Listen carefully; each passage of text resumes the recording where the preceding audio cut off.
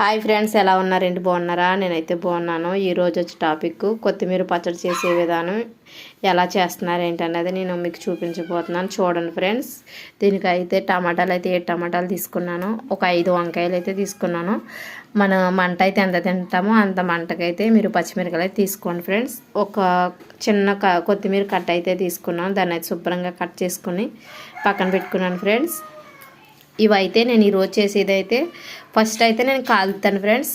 టమాటాలని వంకాయలను కూడా కాల్చి పచ్చడి చేస్తాను. అది ఎలా చేస్తాను ఏంటన్నది మీకు నెక్స్ట్ వీడియోలో అయితే నేను పెడతాను. చూడండి ఫ్రెండ్స్, ఇవన్నీ ఎలా చేస్తాను ఏంటన్నది కూడా అంతా క్లియర్గా స్కిప్ చేయకుండా చూడండి ఫ్రెండ్స్.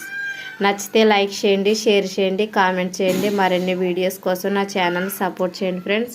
మీరైతే నాకైతే లైక్ ఇవ్వట్లేదు. నేనైతే ఇలా చేస్తున్నాను కదా ఫ్రెండ్స్, మీరు ఎలా చేస్తున్నారు ఏంటన్నది నాకు కామెంట్ చేయండి ఫ్రెండ్స్. Okay friends.